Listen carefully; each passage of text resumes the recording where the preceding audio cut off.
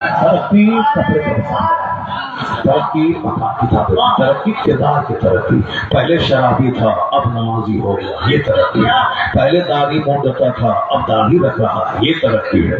पहले बेनमाजी था अब नमाजी हो गया, ये तरक्की है। पहले वकील था कंजूस था अब सखी बन गया, ये तरक्की है।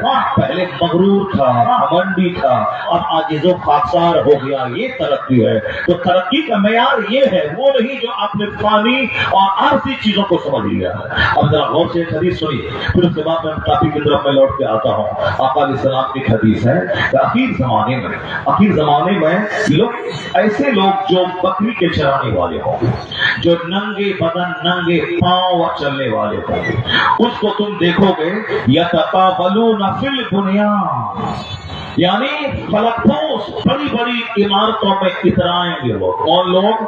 यतकाबलून फिल बुनियान, कौन लोग?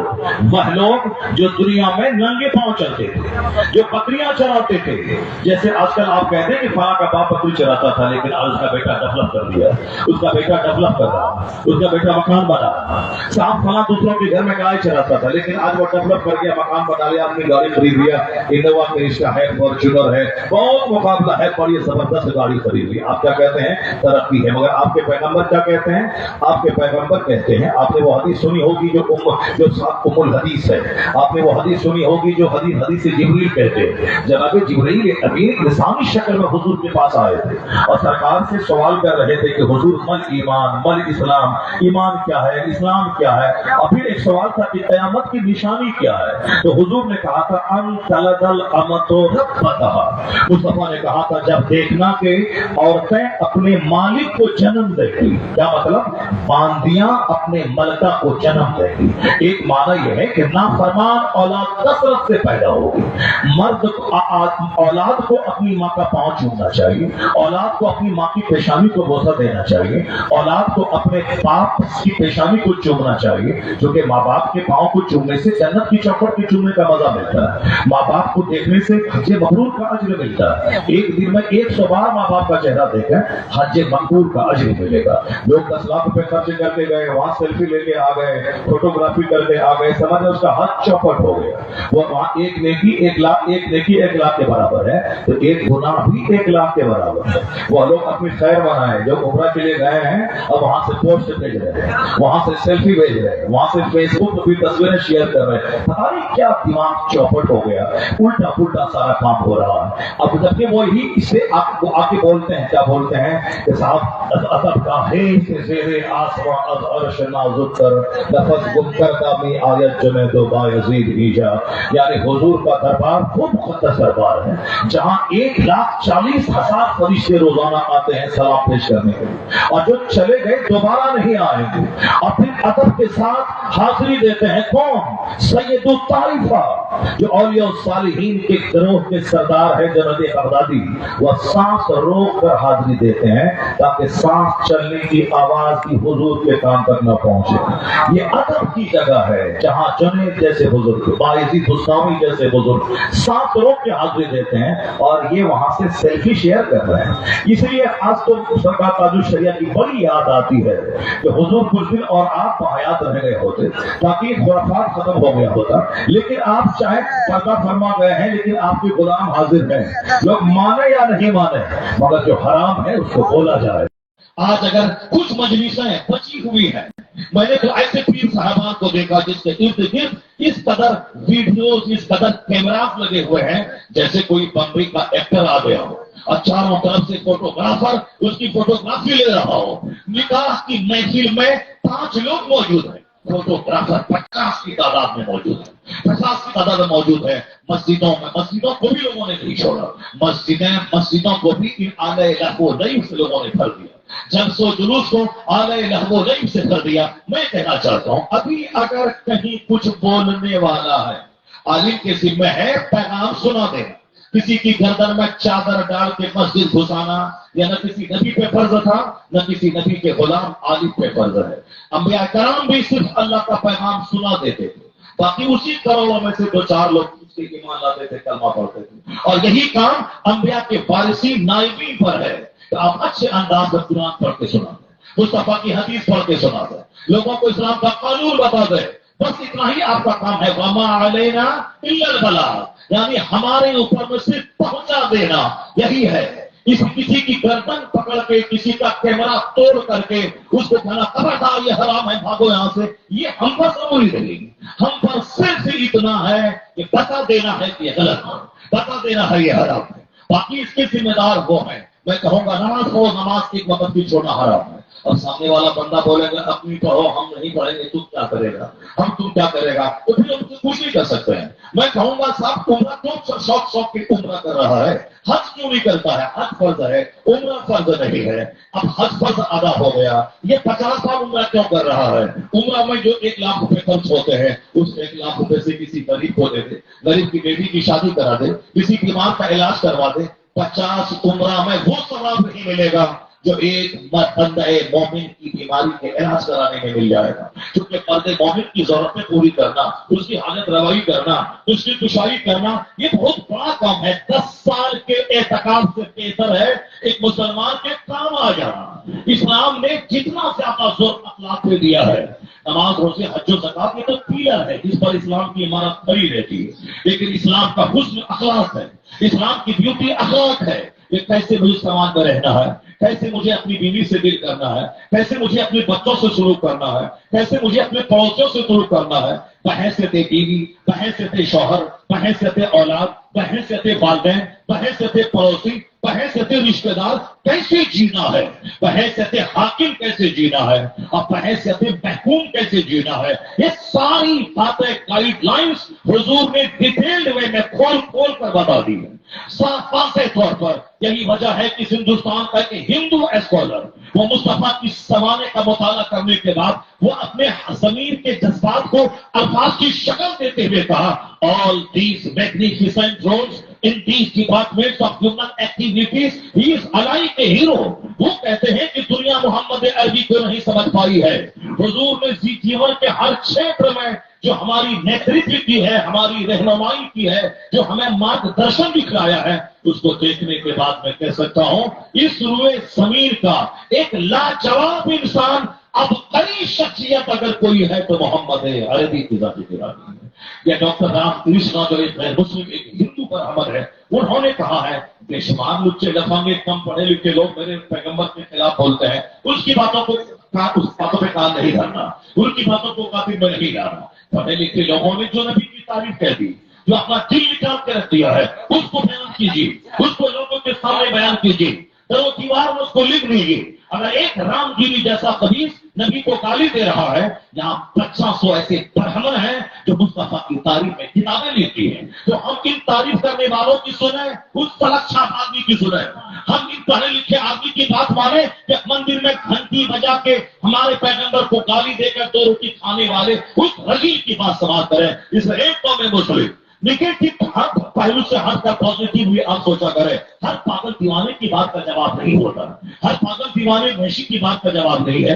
راستہ چلتے کوئی ہمیشہ کہ میرے پیغمبر کو گالی دیتا ہے اور ہم ساری انرجی نچوڑ دیں اس پہ، نہیں رہی. پاگل سمجھ کے اس کو چھوڑ دینا، یہ پاگل کی بات کی پاگل ہواؤں میں سدائے پاس سمجھ کر کے چھوڑ دینا ہے. اپنا کام کا جب پتا چلے کہ لوگ میرے سرکار کے خلاف بول رہے ہیں، میرے محبوب کی سب کے خلاف بول رہے ہیں، تو فوری آپ درود کا دل بڑھا دیں، آپ ذکر مصطفیٰ بڑھا دیں، عظمت مصطفیٰ کا بیان کرنا بڑھا دیں، سرکار دو جہاں کا چرچا عام کر دیں، اپنے بال بچوں کی گٹھی میں مصطفیٰ کی محبت پھیلا دیں، اپنی مسجدوں کی فصیل سے مصطفیٰ کو درود و سلام کو بڑھا دیں.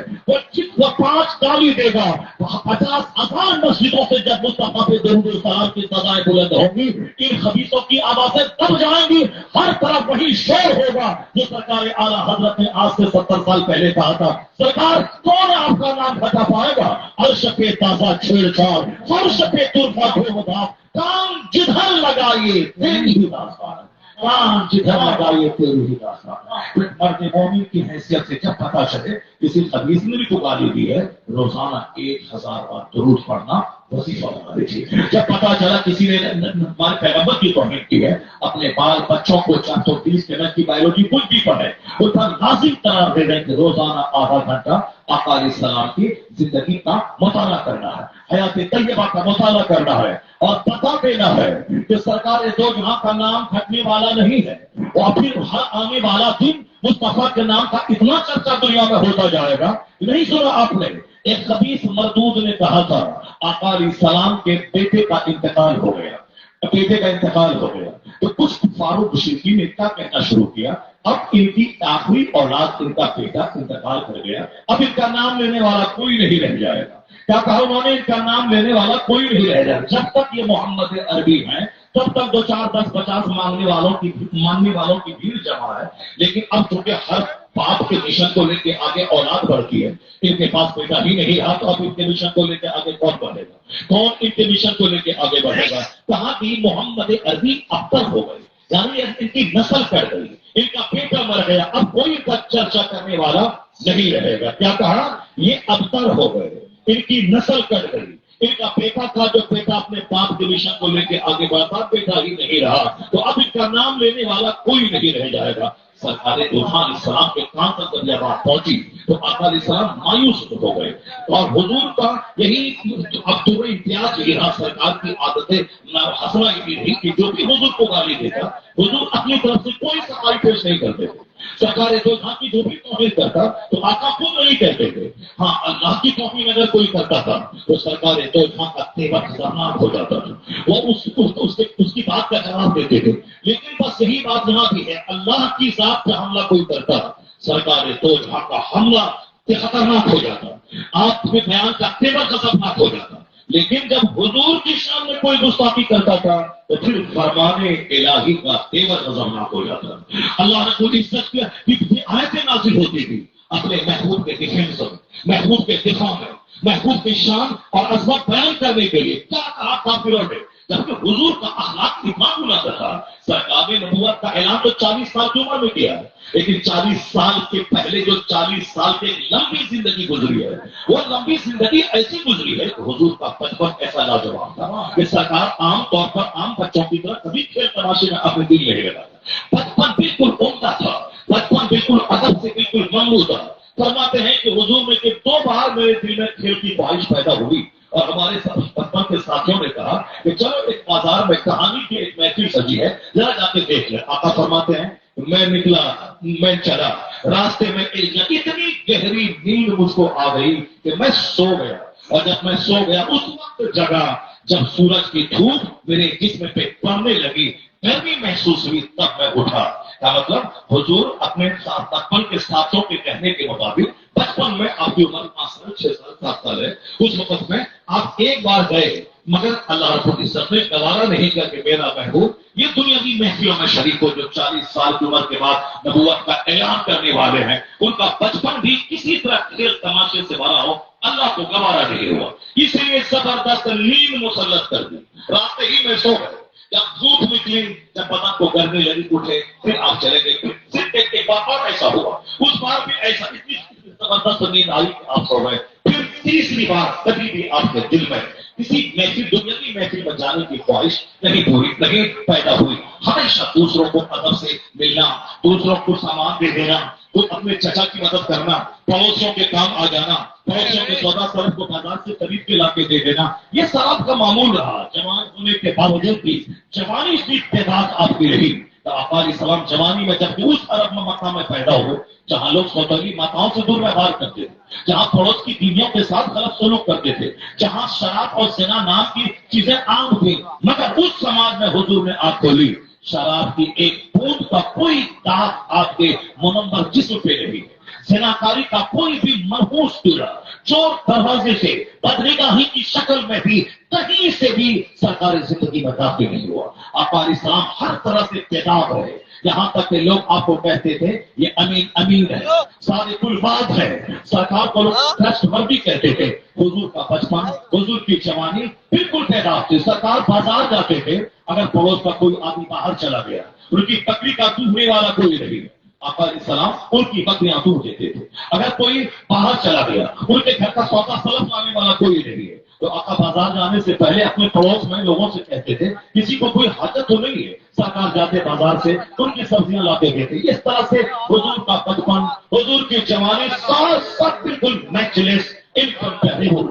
یہاں تک کہ سرکار دو علیہ السلام نے نبوت کا جب اعلان فرمایا اس کے بعد بھی آپ نے حسن سلوک نہیں چھوڑا. لوگ گالیاں دے رہے ہیں، اب اس کا جواب نہیں دے رہے، لوگ طرح طرح کی باتیں کر رہے ہیں، اب جواب نہیں دے رہے. کبھی پنچایتی نہیں کی ہوئی کہ تم میری راہ میں کانٹے کیوں بچھاتے ہو، تم میری گردن میں چادر کیوں ڈالتے ہو، تم ہماری پیٹھ پر اونٹ کی اجڑی کیوں ڈال رہے ہو، تم ہمیں لہو لہان کیوں کر رہے ہو. کبھی حضور نے، چونکہ حضور کا پیدائشی وطن مکہ تھا، آپ کے خاندان کے لوگ وہاں موجود تھے، آپ خاندان قریش میں آپ کا خاندان سب سے لاجواب، آپ کے باپ کی چھوی سب سے لاجواب. اللہ نے ہر اعتبار سے لاجواب محبوب کو بنایا. پوری دنیا میں سب سے لاجواب کتنا عرب کا ہے، اللہ نے محبوب کے لیے عرب کو چنا. عرب میں سب سے زیادہ لاجواب کتنا وہ ام القری مکے کا ہے. اللہ نے اپنے محبوب کے مکہ کو چنا. پورے مکے میں کتنے قبیلے آباد ہیں، سب میں لاجواب قبیلہ قریش ہے. حضور نے، اللہ نے اپنے محبوب کے لیے خاندان قریش کو چنا. قریش میں سب جتنے بھی برادری، جتنی بھی شاخیں ہیں، ساری شاخوں میں عبد المطلب کا شاخ کی شاخ تو سب سے لاجواب، بہادری میں، شجاعت میں، سخاوت میں اللہ نے اپنے محبوب کے لیے دادا کی صورت میں عبد المطلب کو چنا. عبد المطلب کے بہت سارے بیٹے تھے، ان بیٹوں میں سب سے زیادہ باحیا، سب سے زیادہ بہادر، سب سے زیادہ بااخلاق، سب سے زیادہ مہذب، جو خوبصورت ترین بیٹا تھا وہ جناب عبداللہ تھا. تو اللہ نے اپنے محبوب کے باپ کے لیے حضرت عبداللہ کا انتخاب کیا. اس کا مطلب زمین کے اعتبار سے، خاندان کے اعتبار سے، ماں کے اعتبار سے، باپ کے اعتبار سے، دادا کے اعتبار سے، سب سے زیادہ دادی حال، نامی حال کے اعتبار سے حضور کو اللہ نے لاجواب بنایا. اس لیے جناب جبرائیل امین نے حضور سے کہا تھا، کلمت مشارق الارض و مغاربها، حضور میں نے زمین کو الٹ پلٹ کے دیکھ لیا، مشرق اور مغرب کو کھنگال دیا، آپ سے افضل میں نے کسی کو نہیں پایا. اسی حدیث اسی جبرائیل امین کے قول کو اعلیٰ حضرت کوٹ کرتے ہوئے کبھی کہا تھا، یہی بولے سدرا والے چمنے جہاں کے تھالے، سبھی میں نے چھان ڈالے پر تیرے پائے کا نہ پایا، تجھے یک نہ یک بنایا، تجھے حمد ہے خدایا. سرکار کا حکم ایسا لاجواب تھا. حضرت انس 10 سال تک مصطفیٰ کے پاس رہے. وہ کیا بیان کرتے، وما مسست دیباجۃ او حریرا الینا من طرف رسول اللہ. ہم لوگوں نے مصطفیٰ کو نہیں دیکھا، ہم لوگوں نے حدیث میں مصطفیٰ کا حلیہ پڑھا. سرکار دو جہاں کے چہرے اقدس کو میں نے پڑھا ہے، لیکن جس نے حضور کو دیکھا ہے ان کا اسٹیٹمنٹ دیکھی. جناب انس 10 سال تک سرکار دو جہاں کو دیکھا. اب 10 سال تک رہتے رہتے جو سرکار دو جہاں کا چہرہ دیکھا، آپ کی ہتھیلی مبارک کو چھوا، آپ کو دیکھا، وہ کیا کہتے ہیں، حضور کا چہرہ اتنا، حضور کی ہتھیلی اتنی نرم تھی، میں نے کوئی ریشم، کوئی دیواج حضور کی ہتھیلی سے زیادہ نرم نہیں پایا. وہ جناب انس کہتے ہیں، میں نے کوئی مشک، کوئی کستوری مصطفیٰ سے زیادہ خوشبودار نہیں پایا. اور جناب انس کہتے ہیں، میں 10 سال حضور کی خدمت میں رہا، مگر میرے سرکار نے 10 سال کے لمبے پیریڈ میں لفظ اس تک مجھ کو نہیں کہا. جبکہ ایک غلام کو ہم لوگ ایک دن میں 50 بار گالی دیتے ہیں، 50 بار ماں کی نیکی کرتے ہیں، تمہارا باپ ایسا، تمہاری ماں ایسی، تمہارا خاندان ایسا، جو ہمارا نوکر ہے، شوہر خانہ دیتے ہیں، تو اس کو ہم 50 بار گالیاں دے کے توڑ دیتے ہیں اس کو. یہ ہمارا اخلاق ہے. مگر جناب انس کیا کہتے ہیں، میں 10 سال تک مصطفیٰ کی خدمت میں رہا. اور اسی چیپٹر کو دیکھ کر امریکہ، یورپ کے دانشور دم بخود رہتے ہیں کہ یہ کیسا انسان ہے کہ ایک دن میں آپ کی 50 سال ایک نوکر کو دیکھا ہے، لیکن یہ 10 سال کا ایک طویل عرصہ گزر گیا اور ایک بار بھی لفظ اس تک نہیں کہا. All loftiness is the morality of the holy prophet. وہ کہتے ہیں he Anas lived in the holy service of the prophet for 10 years but he did not tell the whole word of. انس 10 سال اسلام کے پیغمبر کی خدمت پر رہے مگر لفظ اس تک مصطفیٰ کو نہیں کہا. ایک طرف حسن لاجواب، ایک طرف اخلاق لاجواب، ایک طرف آپ کا جسم یقین لاجواب، ایک طرف خاندان لاجواب. اس لاجواب پیغمبر نے جب نبوت کا اعلان فرمایا ہے، جن کے ساتھ مصطفیٰ کا حسن سلوک برسوں سے رہا، تجارت کر کے مال کمانا، لوگوں کو قرض دینا، بیماروں کا علاج کروانا، سماج کے جو لوگ کام کرنے کے قابل نہیں ہیں ان کو پیسہ دے کے کام کے قابل بنانا، یہاں تک کہ ہر آنے والے مہمان کی عزت کرنا اور پڑوسی کو قرضہ دینا. پریکٹیکل میں جو آپ نے کہا کہ پڑوسی کا پڑوسی پر حق یہ ہے اس کو گالی نہ دے، وہ قرض مانگے تو قرض اس کو دے. تو اب حضور نے پریکٹیکل میں ساری چیزیں کر کے دکھا دی، جس میں اتنا بڑا اخلاق کا مظاہرہ کیا.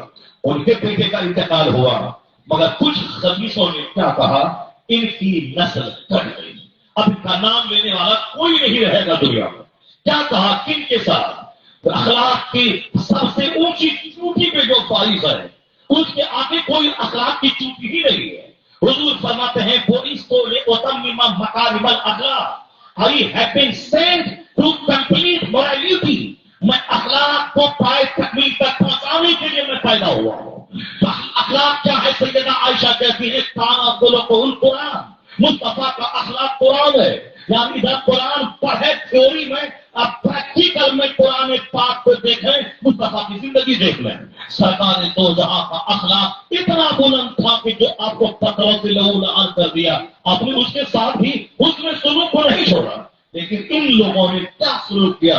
हुजूर का बेटा इंतकाल किया तो क्या बोला कि अब इनकी नस्ल कट गई, कोई इनका नाम लेने वाला नहीं रह जाएगा। ये बदला दिया लोगों ने, इनकी नस्ल कट गई, ये अबतर हो गए, इनकी नस्ल कट गई, इनका चर्चा न होगा। तो अब अल्लाह रब्बुल इज्जत ने अपने महबूब की उदासी को देखते हुए जनाब जिब्रील अमीन को भेजा, जाओ मेरे हबीब उदास है, उसकी मायूसी दूर कर दे कि एक बेटा का इंतकाल हुआ तो क्या हुआ।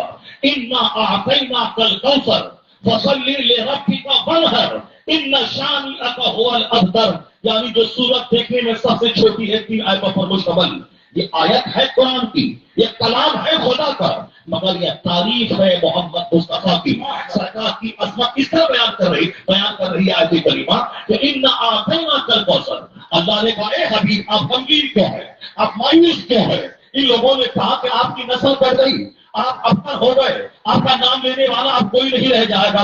हमने आपको खैर कसीर अता फरमाया, ऐसा खैर जो कभी खत्म न होने वाला है, ऐसी भलाई जिसका सिलसिला हमेशा तलाश होता रहेगा।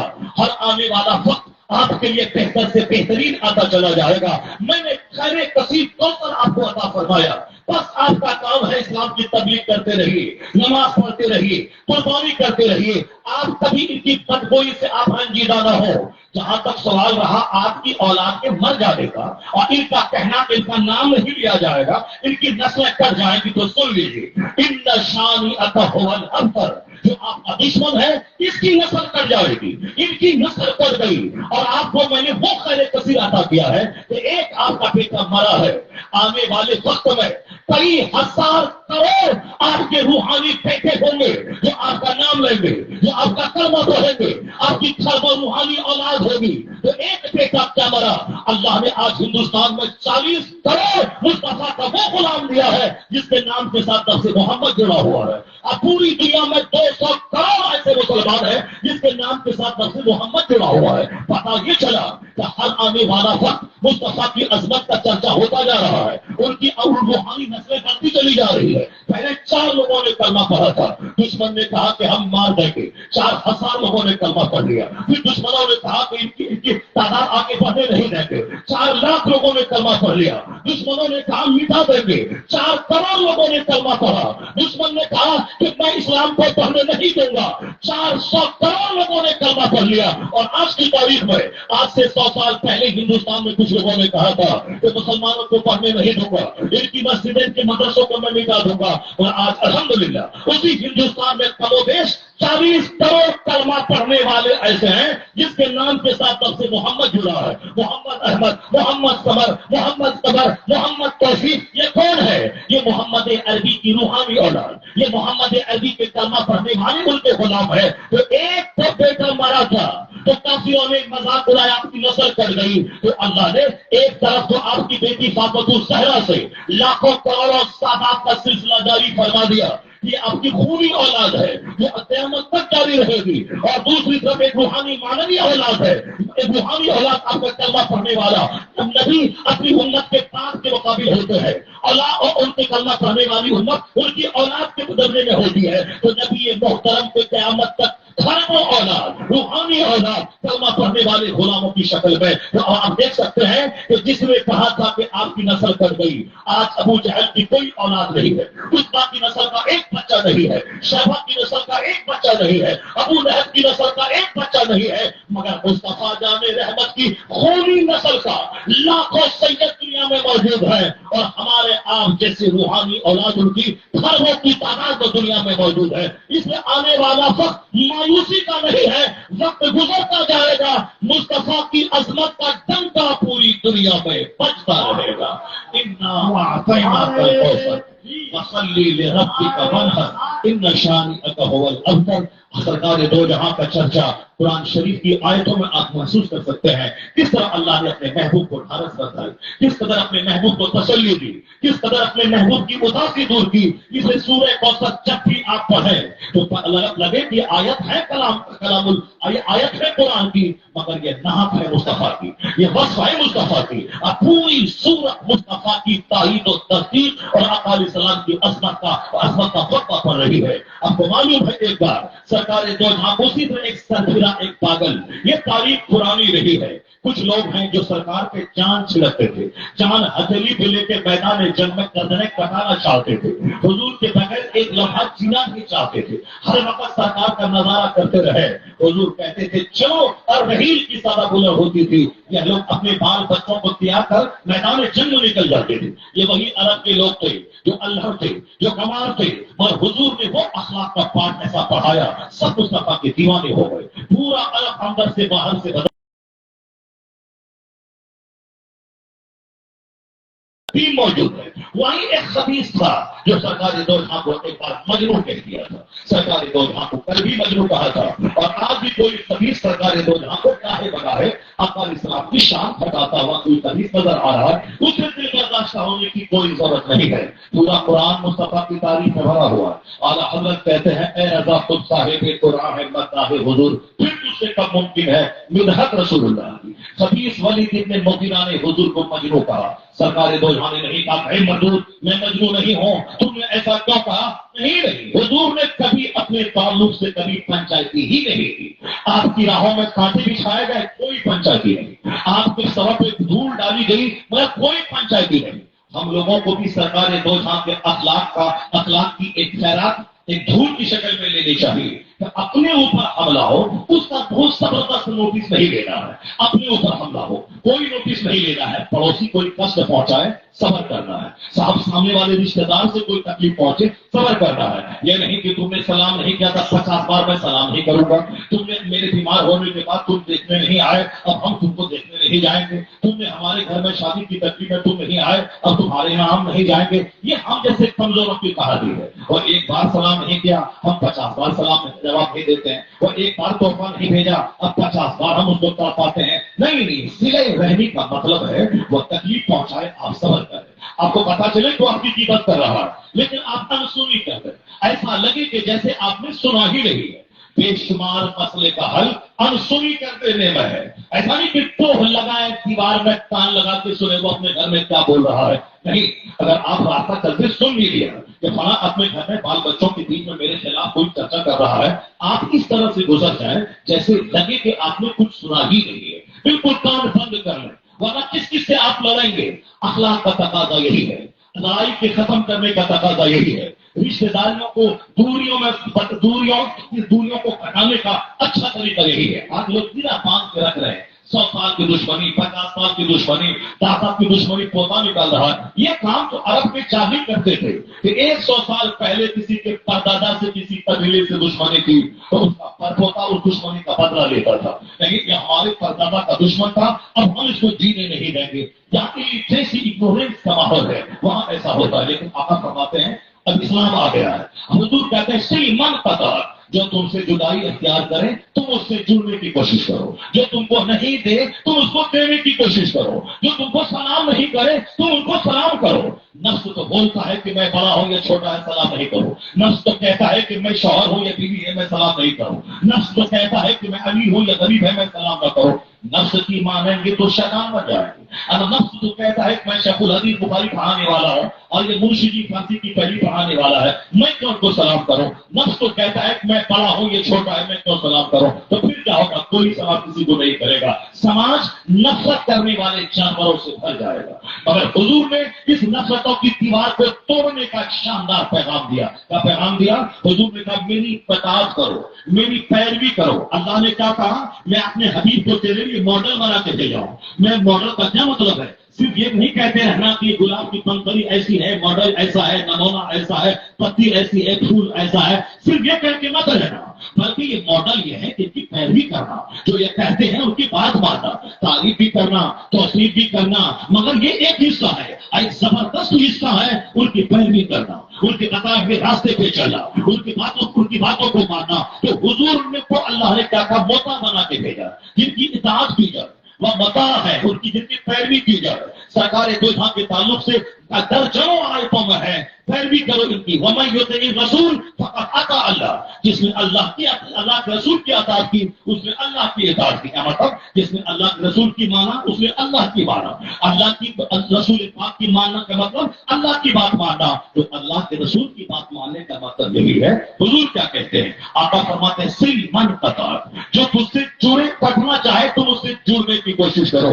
تو آقا فرماتے، آقا ہمارا یہ ماڈل ہے، جو جب لگے دل میں کہ میں شیخ الحدیث ہوں، یہ مرشد ہی ہے، لگے کہ میں امیر ہوں، یہ غریب ہے، لگے کہ میں شوہر ہوں، یہ بیوی ہے، میں بڑا ہوں، یہ چھوٹا ہے، کیسے سلام کرو؟ نفس کی مانیں گے تو پھر آپ مغرور ہو جائیں گے۔ لیکن جہاں مصطفیٰ کو سامنے لے آئے کہ میرے پیغمبر اعظم اپنی بیوی کو سلام کرتے تھے، سرکار اپنے چھوٹوں کو سلام کرتے تھے، سرکار سلام میں صدق پہل کرتے تھے کہ دوسروں کو موقع نہیں ملتا تھا کہ وہ سلام کرے۔ تو نفس کی مانیں گے تو دوریاں بڑھیں گی، مصطفیٰ کی مانیں گے تو غرور چھٹے گا، خاکساری بڑھ جائے گی، محبتیں بڑھ جائیں گی، دوریاں گھٹ جائیں گی۔ اس لیے ہمیشہ مصطفیٰ کو سامنے رکھا ہے۔ شادی بیاہ، عقیقہ ختنہ، تیجا 40واں، سب ہر کام میں نبی محترم سامنے رہے، نفس نہیں رہے، شیطان نہیں رہے، دنیا نہیں رہے، رشتے دار نہیں رہے، فلمی کلچر نہیں رہے، کرکٹ کا کلچر نہیں رہے، ہندوانہ رسم و رواج نہیں رہے۔ وہ اپنے بیٹے کا برتھ ڈے منایا ہے تو ہم بھی منائیں گے، نہیں، سماج کو نہیں دیکھنا ہے، منہ نہیں دیکھنا ہے۔ وہ اپنے بچے کے برتھ ڈے پارٹی میں پکاری منایا ہے تو ہم بھی پکوان کو بولا کہ پکاری کروائیں گے۔ وہ اپنے بچے کی پیدائش میں کسی میراثی، کسی کمایا، کسی ہجڑی کی ڈانس کروایا ہے تو ہم بھی کروائیں گے۔ سماج کو دیکھیں گے رسوا ہو جائیں گے، سماج کو دیکھیں گے سلیم ہو جائیں گے، کلچر کو دیکھیں گے رسوا ہو جائیں گے۔ مصطفیٰ پہ نظر رہے اور اپنا سارا کام حضور کے فرمان کی روشنی میں ہو، جنت تو وہاں ملے گی، یہاں راحت قلب ملے گی، اطمینان قلب ملے گا، یہاں محبتیں ملیں گی، عداوتیں گھٹیں گی، یہاں فرحت بھری زندگی ملے گی۔ اگر اللہ نے چاہا مصطفیٰ کی غلامی کی وجہ سے حکومت ملے گی، سلطنت ملے گی، راحت ملے گی، وہ نہیں کامیاب ہوگا وہ کسی بندر کے سامنے سر جھکاتا ہو، وہ کبھی کامیاب نہ ہوگا جو سکندر کو خدا کہتا ہو، وہ کبھی کامیاب نہ ہوگا جو کبھی ٹیچر کو خدا کہتا ہو، وہ کبھی کامیاب نہ ہوگا جو کسی سانپ کو خدا کہتا ہو۔ اس میں ایک قوم مسلم جو کوئی بھی آزمائشیں ہے دنیا میں، یہ ہماری بد عملی کی سزا ہے۔ آج میری مسجدیں ویران ہے، میری خانقاہ ویران ہے، میرے جلسے ویران ہے، میرے مدرسے ویران ہے، یہ ساری جگہیں آباد کرنے کی تھی، ہم نے اس کو ویران کر دیا۔ شراب کی فیکٹری ویران کرنی تھی، ہم نے اس کو آباد کر دیا۔ فلم کا حال ویران کرنے کا تھا، ہم نے پیسہ دے کے 3 گھنٹہ اپنا ٹائم دے کر ہم نے اپنی آنکھوں کو سینا کے لذت سے شادمان کیا ہے، ہم نے سنیما ہال آباد کیا، شراب کی فیکٹری ہم نے آباد کی، ناکانے کی محفلیں ہم نے آباد کی۔ تو آپ کیا چاہتے ہیں؟ یہ شیطان کی طرح اپنی حکومت ہند مل جائے، حکومت امریکہ مل جائے، حکومت چائنا مل جائے، حکومت جاپان مل جائے، یعنی ہم جیے شیطان کی طرح اور جو دعا کرے رحمان قبول کر لے۔ ایسا نہیں ہوتا ہے کہ جائے پورب اور کعبہ پہنچ جائے۔ یہاں قانون وہی ہے کہ تو مصطفیٰ کی غلامی کر، پھر بادشاہت تیرا انتظار کر رہی ہے، سلطنت تیرا انتظار کر رہی ہے، حکومت تیرا انتظار کر رہی ہے۔ اس کو جیو مصطفیٰ کے غلام کی طرح، تمہیں اللہ امامت دے گا، اللہ تمہیں خلافت دے گا، اللہ تمہیں جنت وہاں دے گا، دنیا کی قیادت کرنے کا موقع عطا فرمائے گا۔ شیطان کی طرح جی کے دعا کی قبولیت کی تمنا کرنا یہ ابس ہے، اور جیو اور یہ صالحین کی طرح جیو، گنہگاروں گناہوں سے بچ کر نیکوں کی طرح ہاتھ نہیں بھی اٹھائے گا تو پھر تمہاری مدد کو آسمان سے فرشتے آئیں گے، تمہیں ذلت مشکل سے بچانے کے لیے نیک لوگوں کی روحیں آئیں گی۔ ڈاکٹر اقبال کی زبانی خودی کو کر بلند اتنا کہ ہر تقدیر سے پہلے خدا بندے سے خود پوچھے بتا تیری رضا کیا ہے، بتاؤ تیری کیا خوش ہوتی ہے، تو کیا چاہتا ہے۔ تقدیر میں جو لکھا ہے تو لکھا ہے، تقدیر کو لکھنے والا اللہ ہے، تقدیر کو مٹانے والا بھی اللہ ہے، لیکن اپنے آپ کو جتنا بلند کر لے، اس قدر مصطفیٰ کی غلامی میں اپنے آپ کو ڈھال لے غلامی کے ساجد ہے، ادھر دل میں خیال آئے ادھر دل خواہش پوری ہو جائے، ادھر ہاتھ بھی نہ اٹھتے پائے، جو تو چاہتا ہے اللہ وہ ساری نعمتیں تجھ کو عطا فرما دے۔ اور نہ مت پوچھیں کہ اللہ کہاں ہے، بلکہ غریبان میں جھانک کے دیکھیں کہ آپ کہاں ہیں، آپ کہاں ہیں، آپ کہاں کھڑے ہیں، آپ کے گھر کا ماحول کہاں کھڑا ہے، آپ کا کلچر کہاں کھڑا ہے۔ حضور کا تو اللہ نے اتنا بلند مرتبہ عطا فرمایا ہے کہ یورپ کا ایک دانشور کیا کہتا ہے، if a man like him were to assume the dictatorship of the modern world, he must succeed in solving its problems۔ Doctor فنان شاہ ایک کرسچن ہے، ہندوستان کا 1 لاکھ پڑھا لکھا آدمی جن کے پاسل کے برابر نہیں ہے، اتنا بڑا دانشور نے آج سے 50 سال پہلے کیا کہا۔ اسلام کے پیغمبر محمد عربی کا مقام تو اتنا بلند ہے کہ اگر دنیا کے لوگ اپنے مسائل کا حل کرنے کے لیے حضور کے پاس آ جائے، ان کے گائیڈ لائنز کی روشنی میں اپنے پرابلمز کا حل کرنا چاہے، فنان شاہ کہتا ہے ساری دنیا اپنے مسئلے کے حل کرنے میں کامیاب ہو جائے گی، اس لیے کہ محمد عربی صرف مسلمانوں کے مسیحا کا نام نہیں ہے، he must be called the saviour of humanity, مانوتا کے رکشک ہے مصطفیٰ، انسانیت کے محافظ ہے مصطفیٰ۔ جو بھی انسان مصطفیٰ ہے نیترتو میں مارگدرشن میں پناہ لے گا، پہلے ہی کوئی کافی ہوئے جنت وہاں نہیں ملے گی، مگر دنیا کا پروگریس، دنیا کی ترقی اس کو ملے گی، کیونکہ مصطفیٰ کے قانون پہ عمل کرنے میں دونوں جہان کی بھلائی ہے۔ اگر کافر مصطفیٰ کی حدیث پر عمل کرے، سنجیدگی سے، محنت سے، جدوجہد سے، صبر سے کام لے، تو جاپان جیسا تباہ شدہ ملک وہ دنیا کا سب سے مالدار ترین ملک بن جائے۔ اگر نبی کا غلام جہد مسلسل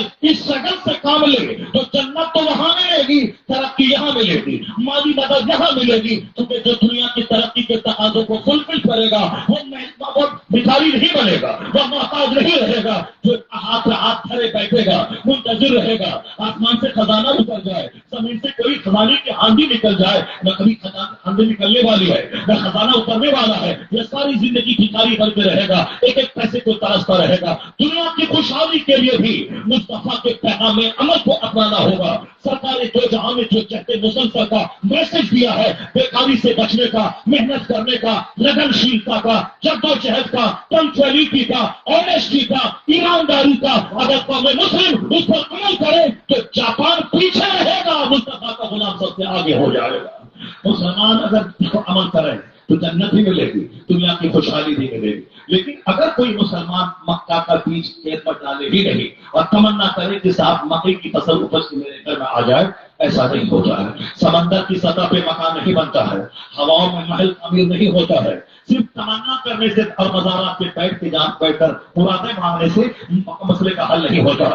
مسئلے کا حل جدوجہد سے، مسئلے کا حل اسٹرگل سے، مسئلے کا حل محنت سے، مسئلے کا حل سنجیدگی سے، مسئلے کا حل علم سے، مسئلے کا حل علم پر عمل سے، مسئلے کا حل اس پر ہے احساس کمتری میں شکار ہونے کا نہیں، بلکہ مصیبتوں کی کیچڑ میں لت ہونے کے بعد وہاں سے امید کی کرن لے کے اٹھنے کا ہے۔ جاپان میں ایک شخص انگریز گیا، وہاں 10 سال تک جاپانی زبان سیکھنے کے بعد انہوں نے وہاں کی قوم سے تجربات حاصل کیے، ایک کتاب لکھی تھی اسٹوری آف جاپان، جاپان کی کہانی۔ اس میں ایک پیراگراف اس میں لکھا ہے، جس نے ہوائی جہاز دیا ہے، جس نے مائکروفون دیا ہے، جس نے کمپیوٹر دیا ہے، جس نے ٹرین دیا ہے، یعنی یہ سارے سامان 7 سمندر پار کی یہود اور نصارہ ان کی زمین سے ساری چیزیں آئی ہیں۔ ہوائی جہاز دینے والی زمین سے اٹھنے والا ایک شخص جاپان جا کے جاپانی قوم کا مشاہدہ کر رہا ہے، پھر ایک کتاب لکھتا تھا اسٹوری آف جاپان، اس میں لکھتا ہے یہ جاپانی قوم کو اسپرٹ کہاں سے ملی ترقی کرنے کی۔ آج ساری دنیا میں میڈ ان جاپان کا سامان ہے، made in China, made in Japan, یہ پورے ورلڈ میں سامان چھایا ہے۔ کہاں کے جاپانی کو اتنا حوصلہ کہاں سے ملا، اتنا کریج کہاں سے ملا، اتنی ہمت کہاں سے ملی؟ کہا کہ جاپانیوں نے مصیبتوں سے حوصلہ سیکھا ہے۔ 1923 میں ایک زبردست زلزلہ جاپان میں آیا تھا، شہر کا شہر اجڑ گیا، شہر کا شہر اجڑ گیا، 5 بچے ختم ہو گئے، شہر ندی نالے میں تبدیل ہو گیا۔ لیکن جو لوگ بچ گئے تھے وہ لوگ ماتم کرنے کے لیے نہیں بچے رہے، جو لوگ بچ گئے تھے وہ لوگ سینہ کوبی کرنے کے لیے نہیں کھڑے رہے کہ اب ہمارے بال بچے ختم ہو گئے، ہمارا شہر اجڑ گیا، اب ہم کیا کریں گے دنیا میں جی کر کے، چلو پھانسی کے بندے پہ لٹک جاتے ہیں۔ نہیں، آج جاپان امریکہ کی منڈیوں میں چھایا ہے، آج جاپان ہندوستان کے مارکیٹ میں چھایا ہے، اس کا مال سب سے زیادہ زبردست اور پھر سب سے زیادہ قیمتی بھی، سب سے زیادہ مضبوط بھی ہوتا ہے۔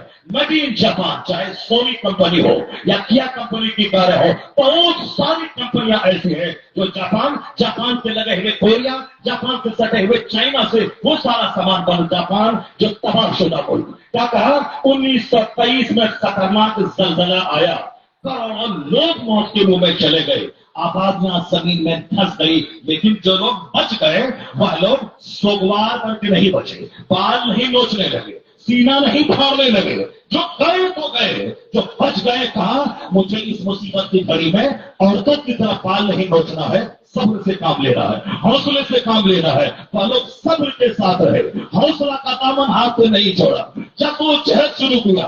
میرا ہر بچہ پڑھے گا، میرا ہر بچہ فیکٹری کا بنائے گا، میرا ہر بچہ نیا پروڈکشن بنائے گا، ساری دنیا میں پیداوار کو پھیلائے گا۔ کہا جاپانیوں کی اسی صبر نے، اسی حوصلے نے، اسی جدوجہد نے اور پیچھے پلٹ کے نہیں دیتا، ان مصیبتوں سے اسپرٹ لیا، آج وہی تباہ شدہ جاپان پوری دنیا کا سب سے مالدار ترین ملک بن گیا۔ انہوں نے کہا کہ دوسرا واقعہ جاپان میں 1945 ہوا، جب ہیروشیما پہ ایٹم بم گرا تھا، امریکہ میں پہلی بار ایٹم بم گرایا تھا ہیروشیما پہ، دوسرے ہی دن ناگاساکی پہ یورینیم بم گرایا تھا، دونوں شہر اجڑ گئے، لاشوں کے ڈھیر پہ دونوں شہر تبدیل ہو گیا۔ وہ کون شہر؟ جو شہر ٹوکیو، جاپان کا شہر، جاپان کی راجدھانی، وہ جاپان کا شہر ملبے میں تبدیل ہو گیا، جاپان کا شہر لاشوں کے ڈھیر میں بدل گیا۔ ہیروشیما اور ناگاساکی یہ دونوں شہر تباہ و برباد ہو گئے۔ آج 70-80 سال کے بعد بھی جو لوگ بچے ہیں اس خطرناک زہریلے اثرات سے وہ لولے لنگڑے اپاہج بچے پیدا ہو رہے ہیں، مگر جاپانی سر کے بال نوچنے میں نہیں گزار دیا۔ بچے مر گئے تو اب میں جی کے کیا کروں، میرے ماں باپ مر گئے تو اب میں جی کے کیا کروں، میرا شہر اجڑ گیا تو اب میں جی کے کیا کروں، نہیں، جاپانیوں نے سرنڈر کیا۔ اب میں امریکہ سے جنگ نہیں کروں گا، اب میں جنگ نہیں کروں گا، میں ہار گیا، میں ہار گیا۔ اب انہوں نے ساری انرجی، ساری طاقت انہوں نے پڑھنے میں، لکھنے میں، سامان بنانے میں، فیکٹری میں لگا دی۔ آج دنیا کا سب سے خوبصورت شہر، سوری سڑکیں، فلک پوش عمارتیں، زبردست فیکٹریاں، مضبوط سامان کا پروڈکشن، سب میں اول نمبر پہ جاپان ہے۔ اب دنیا کے لوگ وہاں سے سبق لیتے ہیں کہ مصیبتوں میں حوصلہ کھونا نہیں چاہیے، مصیبتوں میں نربس ہونا نہیں چاہیے۔ جاپانی کون سے لوگ سیکھ لے؟ ایک ہندوستانی مسلمان، اگر آج مسجدیں ٹوٹ گئی تو کیا ہوا، مدرسے اجڑ گئے تو کیا ہوا، اگر تمہارے اختیارات چھینے جا رہے تو کیا ہوا، تم صبر سے کام لینا۔ تمہارے پیغمبر نے کہا ہے کہ صبر تمہارا ہتھیار ہے، علم تمہارا زیور ہے، علم تمہارا ہتھیار ہے۔ اللہ صبر کرنے والوں کے ساتھ ہے۔ اللہ نے کیا کہا؟ لا تحزن ان اللہ معنا، غم مت کرے اللہ تمہارے ساتھ ہے۔ حضور نے کہا تھا، حضور کی یہ بولی ہے، جب آپ نکلے مکہ المکرمہ سے ہجرت کی رات میں اور غار ثور میں گئے، 3 دن قیام کیا، جب مکہ کے لوگوں نے پیچھا کیا، اس قدر قریب پہنچ گئے غار کے، صدیق اکبر کہنے لگے حضور اب کیا ہوگا؟ یہ لوگ تو اتنا قریب پہنچ گئے ہیں کہ نگاہ صرف نیچی کریں تو ہم لوگوں کو دیکھ لیں گے، یعنی اس قدر بلندی پہ پہنچ گئے، ہم غار میں ہیں، وہ صرف آنکھ نیچی کریں تو ہم لوگوں کو دیکھ لیں گے۔ اب کیا کرے؟ صدیق اکبر گھبرا گئے۔ مصطفیٰ نے کہا لا تحزن ان اللہ معنا، غم مت کرو اللہ ہمارے ساتھ ہے، غم مت کرو اللہ ہمارے ساتھ ہے۔ پھر کیا ہوا؟ جب اللہ پر مضبوط اعتماد تھا تو اللہ نے کبوتر کے ذریعے، کبوتر کے ذریعے، اللہ نے جالی کے ذریعے ان کافروں کے دل میں بات ڈال دی۔ یہاں کوئی گیا ہوتا یا مکڑی کی جالی نہ ہوتی، کبوتر کا انڈا نہ ہوتا، وہ لوگ واپس ہو گئے۔ اللہ پر مضبوط اعتماد بندے کو مشکلوں سے نکلنے کا راستہ دے دیتا ہے، بندے کو مشکلات سے نکلنے کا راستہ دیتا ہے۔ اس سنکٹ کی گھڑی میں نہ عورت کی طرح سینہ نوچنا ہے، نہ سر کے بال نوچنا ہے، نہ صاحب اور کافروں کے رنگ میں رنگ جانا ہے، نہ فلمیں دیکھنا ہے، نہ اپنے بال بچوں کو ڈاکٹر انجینئر بنانے کے نشے میں کافی بنا دینا ہے۔ نہیں، اس سنکٹ کی گھڑی میں مضبوطی سے اللہ پر یقین رکھنا ہے، مصطفیٰ کی سنتوں کی پیروی کرنی ہے، اپنے بال بچوں کی چھٹی میں مصطفیٰ کا عشق پلا دینا ہے۔ تو کہنا ہے تمہارے پاس جتنی تلوار ہے تو چلا، تو بم گرا، تیرا بم تھک جائے گا مگر میرے عشق کی دیوار ٹوٹ نہیں پائے گی۔ تمہیں اگر اسلام مٹانے کی ٹھان لیا ہے، اب ہم نے بھی اسلام بچانے کی ٹھان لیا ہے، اب ہم نے بھی اسلام بچانے کی ٹھان لیا ہے۔ یہ وقت ناچنے کا نہیں ہے، یہ وقت کامے کا نہیں ہے، یہ وقت 1 کروڑ کی شادی کا نہیں ہے، یہ وقت حوصلے کا ہے، یہ وقت اسٹرگل کا ہے، یہ وقت جدوجہد کا ہے،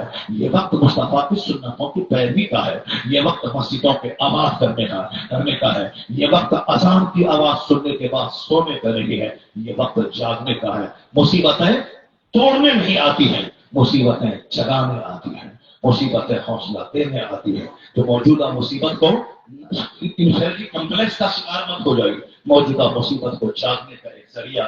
جاپانی قوم اسلام کا مطالعہ کر کے صبر سے ترقی کری ہے، ہمارے مذہب میں تو ہر قدم پہ صبر ہے، بہادری ہے، شجاعت ہے، سخاوت ہے، علم ہے، عمل ہے، قناعت ہے، توکل ہے، بے نیازی ہے، محنت